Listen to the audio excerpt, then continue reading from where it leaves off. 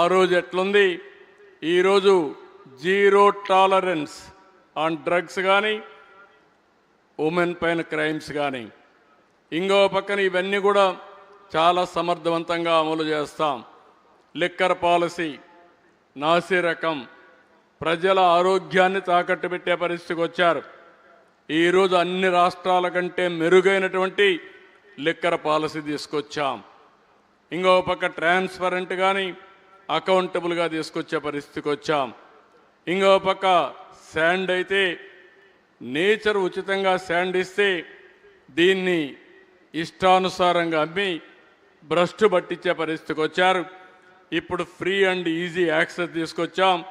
ఇక్కడ ఇంకా జిల్లా యంత్రాంగం చేయాల్సిన అవసరం ఉంది. నేను ఎప్పటికప్పుడు సమాచారం కూడా తెప్పిస్తున్నా, అవి కూడా మీకు పాస్ ఆన్ చేస్తాను. ప్రభుత్వం తీసుకునే నిర్ణయాల్ని మీరు కూడా చిత్తశుద్ధితో సమర్థవంతంగా అమలు చేసే బాధ్యత జిల్లా యంత్రాంగం పైన ఉందని చెప్పి కూడా నేను మీకు తెలియజేస్తున్నా. రోడ్స్ అన్నీ కూడా చాలా భయంకరంగా ఉంటే దగ్గర దగ్గర 4765 కిలోమీటర్లు స్టేట్ హైవేస్ కానీ 14,710 కిలోమీటర్లు ఎండిఆర్స్ కానీ పార్ట్ హోల్ ఫ్రీ చేశాం. ఇవి కూడా స్ట్రీమ్ లైన్ చేశాం.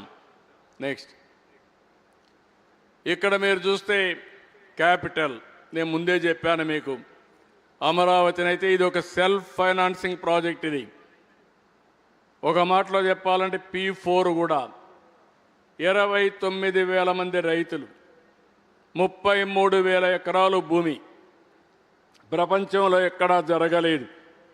కాన్సెప్ట్ ల్యాండ్ పూలింగ్లో ఇచ్చారు. దీనికి తిరిగి డెవలప్ చేసిన తర్వాత కొంత ల్యాండ్ వాళ్ళకి ఇచ్చాం.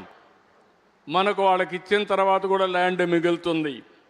మన ఇన్ఫ్రాస్ట్రక్చర్ కానీ బిల్డింగ్స్ కానీ కట్టి మిగిలింది కూడా మానిటైజేషన్లో అమ్మగలిగితే మనం ఎంతైతే ఖర్చు పెడతామో ఆ డబ్బుల్ని బ్యాలెన్స్ చేసుకునే అవకాశం ఉంది. నేను పదే పదే చెప్పాను, మళ్ళీ ఈ సందర్భంగా మీ ద్వారా ప్రజలకు కూడా విజ్ఞప్తి చేస్తున్నాను. ఒకప్పుడు హైదరాబాద్ ప్రభుత్వ భూములు ఉన్నాయి. ఆ ప్రభుత్వ భూములు పెట్టుకుని సైబరాబాద్ నిర్మాణం చేపట్టాం. ఈరోజు మనకు అలాంటి ప్రభుత్వ భూములు లేవు, అన్నీ కూడా పట్టా భూములు ఉన్నాయి.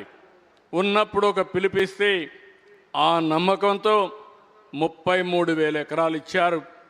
దాన్ని సద్వినియోగం చేస్తూ మనం ముందుకు పోతున్నాం. రాబోయే 3 సంవత్సరాల్లో క్రూషియల్ ఇన్ఫ్రాస్ట్రక్చర్ మొత్తం పూర్తి చేసి అమరావతిని కూడా మళ్ళీ ఒక స్టేజ్కి తీసుకొస్తామని మీ అందరికీ హామీ ఇస్తున్నా. మొన్నే ప్రధానమంత్రి గారు వచ్చారు, ఆయన ఫౌండేషన్స్ వేశారు. ఆయనకు ఒకే హామీ ఇచ్చాం, 3 సంవత్సరాల తర్వాత మళ్ళీ మీరు రావాలి. మీరు ప్రారంభించిన పనులు, ఈరోజు వర్క్స్ ప్రారంభించారు, మళ్ళీ ఆ పనులు ప్రారంభించడానికి మీరే రావాలని వారిని కోరాను. తప్పకుండా వస్తారు. 3 సంవత్సరాల్లో పూర్తి చేస్తామని చెప్పి కూడా నేను మీకు హామీ ఇస్తున్నా.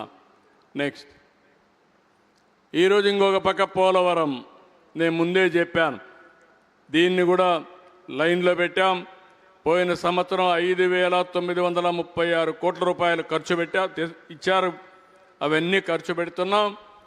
ఎట్టి పరిస్థితుల్లో 2027 జూన్కి కానీ, కొద్దిగా లేట్ అయితే డిసెంబర్కి కానీ ప్రాజెక్టు పూర్తి చేసి జాతికి అంకితం చేసే బాధ్యత ఈ ఎన్డీఏ ప్రభుత్వం తీసుకుంటామని ఈ సందర్భంగా హామీ ఇస్తున్నా. జరుగుతుంది, జరిపిస్తాం. అది జరిపించడమే కాకుండా